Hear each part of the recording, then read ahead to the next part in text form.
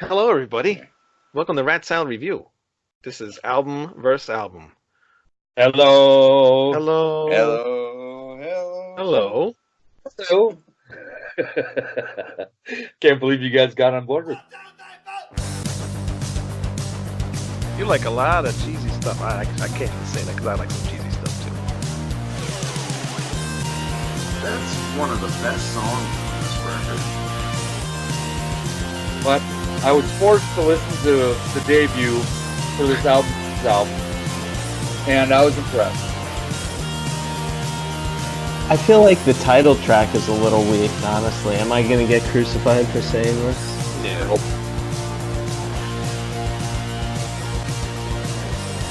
Please get me off this fucking program. Oh, come on. Cars are great. They are. Welcome to Album versus Album. I am the Ultimate Warrior. The warrior of the Ultimates. And who am I with today? Who's got that cat meowing? What cat? That cat. That. And who's that? Me, Bob Johnson, the original Me- drummer from Impaler right here. Yep. Well, welcome. It was What's up? rough at first. We had to tie the sticks to her hand. Pause. Put an acorn in her butthole, but that was a whole different thing. To get that proper angst. That's stupid. Speaking of drummers, there's another drummer that's ill. Got ill all of a sudden. I think from Cream. Ginger Ginger Baker? Baker. Maybe, yeah, I think so. He's got to be about 80 by now, too. Yeah, I just saw something about him being ill. So he'll be the next to go. Not jinxing him, but he's old, so usually what happens. Kind of surprised Should have we a hung death around pool. this long. Should have a what? Death pool? Sure. Yeah, we should have a death pool. That'd be a fun contest. I've been waiting for Ozzy to go for years, but he's still kicking around. As long as Sharon has money and they can postpone it a little bit, don't expect that to happen anytime soon. Actually, I'll up his corpse, make a buck off him. Yeah. that might not even be the real Ozzy. It could be a clone. They could just be cloning him year Well, after there's year. probably a hologram in development as we speak right Oh, now. I'm sure there is. Anywhere there's money to be made, they will make it. Or at least try to, anyway. I have my notes ready here. What are we doing today? The Police's Zenyatta Mondatta versus the Cars, Panorama. Both came out in 1980. Both were the band's third albums. Both were made kind of under stressful circumstances. Yeah, they were. I was reading a little bit about Zenyatta. And really, they're both the last of an era for both bands, you know. After this album, the Police kind of just moved into doing pop specifically, and they started adding in other instruments. I mean, a lot of what they did before this, you know, it had that punk minimalism, but it was reggae influence too. Right. You know, they did all that shit that they played with just a guitar, a bass, and drums. Might have been a different type of bass or guitar, but Yeah, you could definitely tell that, this was going to be the last of the reggae kind of stuff. They kind of didn't do it as much on this album as they did on the first one, or the first two. yeah. I hear a lot The more. class stuck with it, so that's good. Yeah, I hear a lot more like kind of ska stuff on this album. On the Yeah, Police album. there is. Yeah, but like I said, you know, they kind of dropped that after this. Yeah. Who wants And then with the Cars, you know, well, they were always good pop rock, but this is definitely the angriest they ever sounded, the most emotional for sure. You want to start with that one first? 'Cause that's going to be. We can do the Police first. We can do the Police first. All right. Yeah. We'll do the good one first. Oh, get the fuck out! It's a good album. I like this one. I'm glad we had an album that I liked this week. At least one of them. Tell us all about it. Obviously, the album starts off with a catchy song. What the hell was the name of it? Ah, crap. I forgot. What was the name of Don't that song? stand so close to Yes, me. yes, that's right. I forgot to write that down. How you don't remember? Never mind.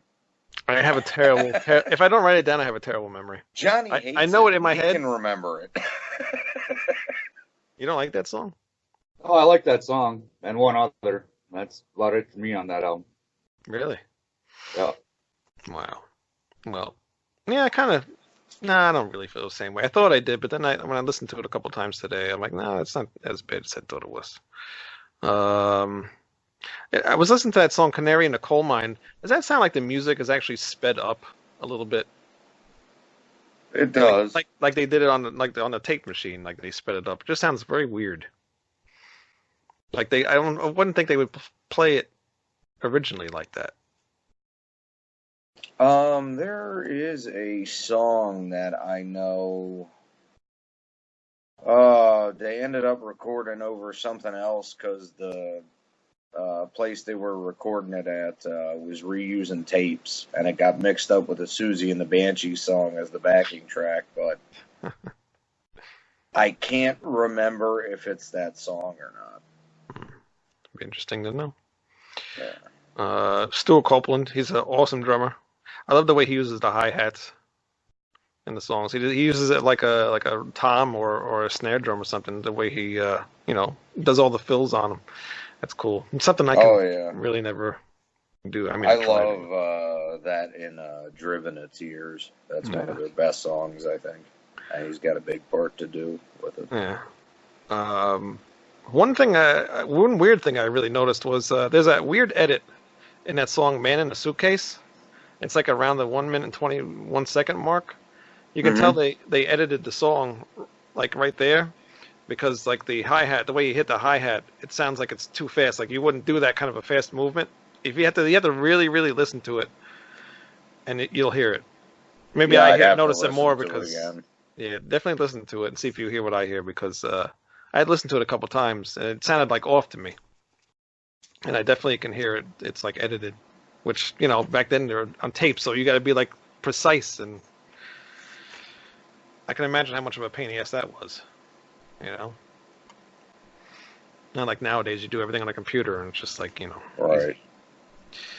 But either way, it's a cool song. I don't like the songs that seem like they're just like on a constant loop, like "Shadows in the Rain" and "Voices in My Head" and "Behind the Camel" or "Behind My Camel." Behind My Camel. Yeah. Yeah, and I was looking. That song won a Grammy. I was just gonna say I was looking up the info about this album, and how did that song win a Grammy? It's just an instrumental. It's not even that good. I like it. I think it's cool. Sounds Egyptian. It's pretty fucking wild. That is also, I believe, the only Police song that Sting does not play on at all. Really? Really? Yep. Yeah, that is Andy Summers' first solo composition on his own. And he loved it, producer loved it, Copeland loved it, Sting hated it. He hated it so much one day when they were recording the album, he took the master tape and buried it behind the studio. So between the back and forth between him and Andy ended up naming the song "Behind My Camel" because what do you find behind a camel? A monumental pile of shit.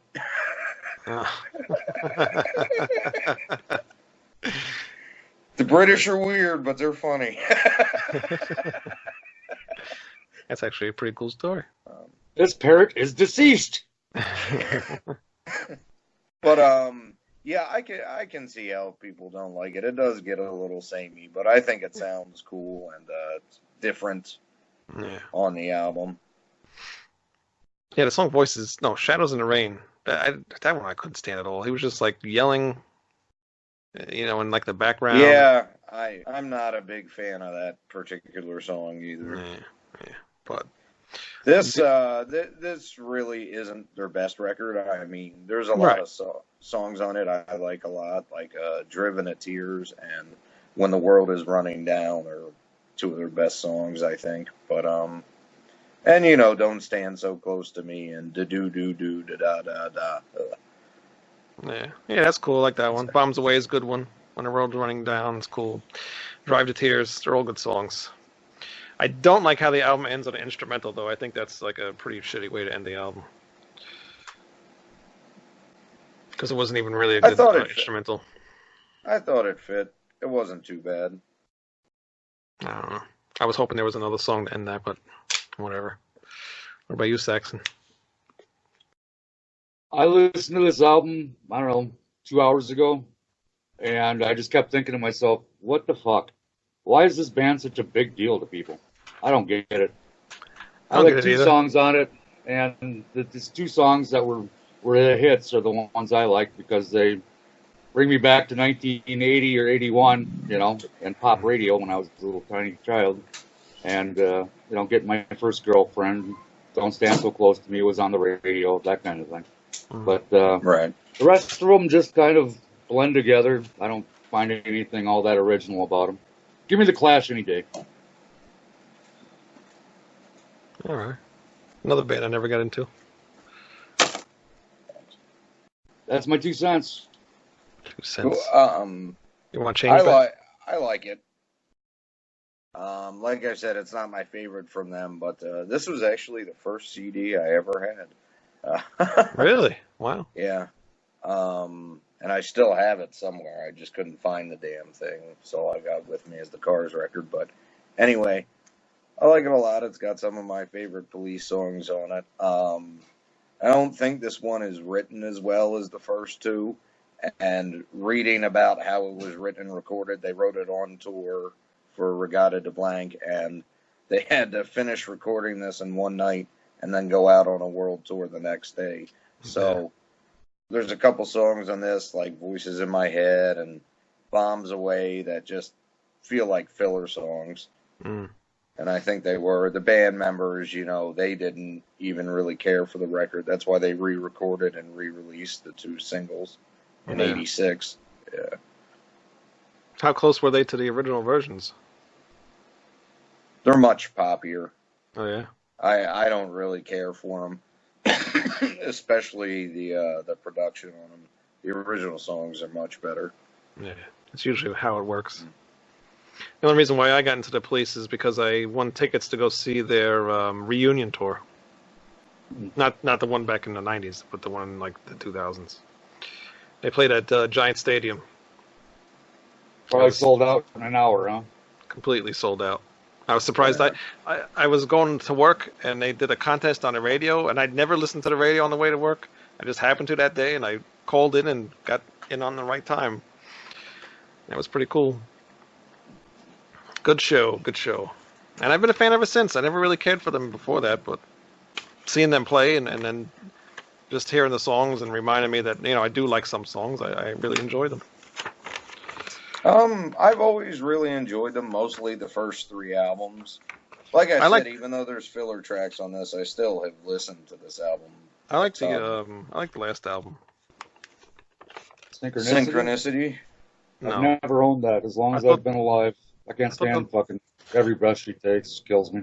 I thought the last album was the other one. That has one song on it I really like. Wrapped Around My Finger. That's a good song from them. But other than that, that album is just... I'm thinking of the one before that I'm thinking of. Ghost in the Machine? Yes. Yeah, that's not their last one. Synchronicity was their last one. Yeah, sorry. I didn't say I was... Way to go out on top, though, let me tell you. I mean, they were the biggest band of that year. They said, fuck it, we're done. Yeah, a lot of hits on that. The Clash's biggest album was Combat Rock, and they said, fuck it. They're in that tour, so... It's the best way to do it. You don't think you're going to top your best album. You know, why continue? Well, they all the 3 of them also hated the sight of each other by then, so... Yeah. Did you guys ever get into Sting solo stuff? Nah. Melissa went and saw him with Peter Gabriel, and they did each other's songs. And she said it was the best concert she's ever seen in her life. They did each other's songs? Yeah. Sting did Peter Gabriel songs, and Peter Gabriel did Sting songs. Really? Yeah. That must have been pretty cool. I guess. You don't like Peter Gabriel? I like Peter Gabriel. I like Peter Gabriel a lot. Yeah, he's got some good shit. Which, as another thing, I didn't like him back in the day when I was younger, and started getting to him when I got into Genesis. What the fuck was that? Somebody coughing. Yeah, I know. I like scattered Came out of songs nowhere. from both of them, but I'm not huge fans of either Yeah. one. Yeah, I have his albums, but I don't like specific album. I like certain songs. All right, the Cars, Panorama. Panorama, yes. I'm gonna let Much better album. you guys start first because move it over to the other side because nobody can see that. Other way. Keep going. There you go. It's a terrible album cover, by the way. Why didn't they have a cover of like a panorama picture? What the hell's that got to do with a panorama? They're the Cars, man. It's a checkered the flag. fucking Finnish flag. Yeah, but that's not panoramic. It looks cool. Stop being a nerd. Just go with it. Yeah. I don't understand why it's called Panorama then. No reason? Well, I don't know why it's named that, but no, they don't name albums after the album cover all the time. Get real, dude. Well, they don't name them after the album cover because usually the album cover comes after the album title. And then usually when you have the album title, you kind of make an album cover to go along with that title. Yeah, not always, though. Big Sometimes. Bubbles Go Ape. Yeah, so there's bubbles on the front cover. And an ape. Oh, okay. I just wanted to say that because I hate that album. Well, there's not a fucking chameleon on the front of Chameleon if you want to go Yeah, that but it's a route. rainbow color. Yeah, it's colors. I get that. Yeah, makes sense. Yet you can't associate a checkered flag with a car. No, because that's like I know with a car, yes, but not with a panorama. I can see race car track. Call the album race car track, or race track or something. I had a cat named Cop Car one time. Oh yeah, and She didn't have a tail. That's all. There's your Uncle Saxon's true story.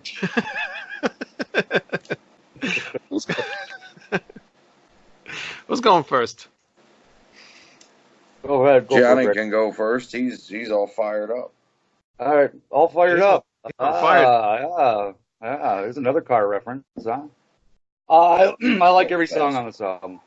I like pretty much What? every song through this album. Actually, Yeah. they didn't have a bad song on the first 3 albums. So, my favorite is probably "Don't Tell Me No," which is a cool song. It's got a nice vibe to it. Yeah. "Running to You" is a fucking classic. Yeah, I just like every song on here. I really do. I thought Elliot Easton was probably one of the most underrated guitarists of all time. Yeah, I agree. And Greg Hawkes does great keyboard and synth work on this too. I mean, this is my favorite album from them because, the first 2 are great. All 3 of them, there's not a bad song on them. They're kind of almost inseparable in my mind. But this is definitely my favorite. This came at a time where even though they kind of exploded out of the gate and were hugely popular, they started taking a lot of critical barbs, and people kind of started telling them how they should sound, and it really pissed them off. So they decided to dark and synth it up as much as they could, and released a really cold revenge album almost, and it is just totally, completely, 100% in the moment, and they brilliant songwriters. And there's just not a bad song on it. It flows perfectly. It lays a mood, and it just takes you on a journey like a good record should. Best songs, probably the title track, Touch and Go, Don't Tell Me No. Running to You and Up and Down. Well, those 2. Really, honestly, the only song on here that sounds a little out of place is Down Boys, and that's because the riff is a little too upbeat. It's the Cars, so it works. Hmm. Well, this is the worst album I could have started off with for my first car. For No. my first Cars album, yes, I own the No. best of Cars, and that's all I Gee, have. how can you not say Touch and Go isn't a classic Cars track? I mean, that could have been on either Candio or the first album. Touch and Go was the only song that I liked on this album. That could have Wow. been like the hit, like the how many like videos did he have or singles did he have for this album? One. Touch and Go, Don't Tell Me No, and Panorama, I believe. Alright. Yeah, well, Touch and Go is the only one that would work for me. Really? You don't Panorama. like Don't Tell Me No? No. Panorama that had potential. I wrote here it had potential, but the song just went nowhere, and basically, so did the rest of the album. I was just waiting for like good hooks and good choruses and things like that are typical to Cars songs that I know, and There's hooks just all over the place. there's not like the other Cars songs. I can tell. I thought this was like the last Cars album because it just sounded like they didn't give a shit what they were doing and just put something out just to get done. No, there is so much passion in the playing and Ocasek and Benjamin Orr's vocals on this. Where? All I hear over is the the same place. same like beats and patterns on every single song. It's just I don't know. It bored the shit out of me, and I was really upset, especially when Panorama started that first song. I'm like, all right, this is cool. I like it. But then when it went on for 4 more minutes, I was like, this is like 5 minutes too long. And it's only a 5 minute and 40 second song. Well, with that particular song, I think they accomplished their goal. They made something cold and inaccessible, like people tried to call them, but it's still a great song. It was for a few minutes. But yeah, Touch and Go is probably my favorite song of the whole thing. I mean, Still I don't. went platinum in the top 5. Yeah, I know. But still, not one hit on here. And I was really waiting for a hit to come on here, and it just wasn't there. Yeah, his favorite record's probably Heartbeat City. Probably, Yeah. if I ever heard it. You've heard most of it. Yeah. Probably. That's once all those songs are on the radio. Like I said, I just got the best of, so that's all I know. And I was hoping I was going to find some more songs I would have liked. You know what my favorite car song is? What? My best friend's girlfriend. No. Since You're Gone. Mm. It's a good song. What album is that on? That was a good. Shake it Shake up. it up. Ooh, ooh. That's the one that followed this. So I like Shake It Up better than Panorama, to be honest, but that's just me. And most people do, but I disagree. I can see, it is a dark album. And I usually do like darker albums, but this one, it's just, I don't know, it's just too boring. This is the most like the Cars ever sounded. Yeah. It's an honest album from the Cars.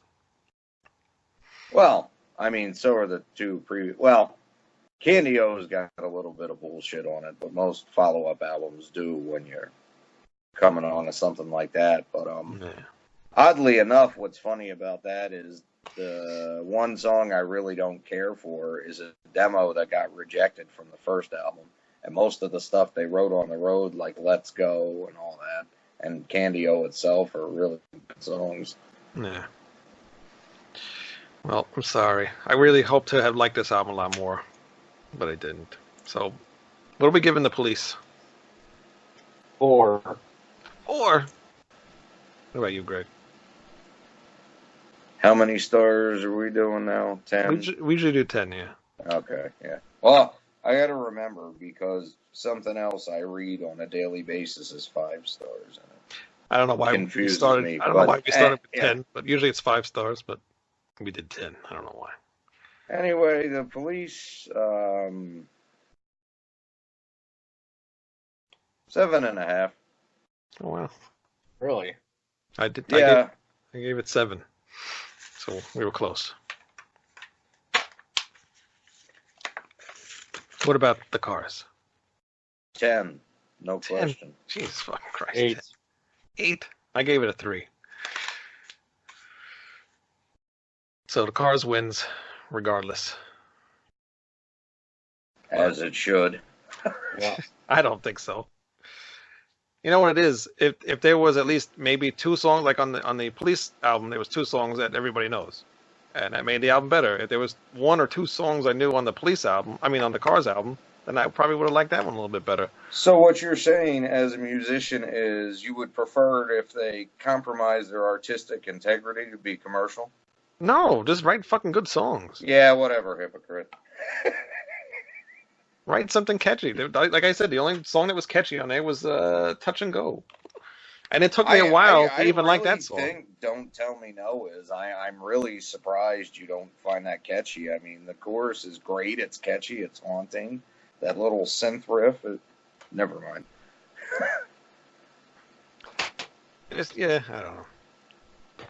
I gave it a lot of listens today, too. Just really trying to get into it and nothing.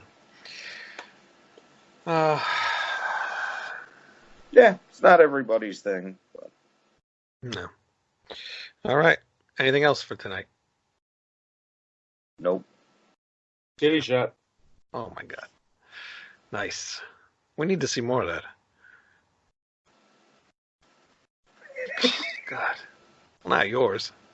Oh. We need to get some more women on the show. Well, we already got you. Oh! Good night. Oh! Night. This is the final episode of Album vs. Album. Good night. See ya. Adios. Bye.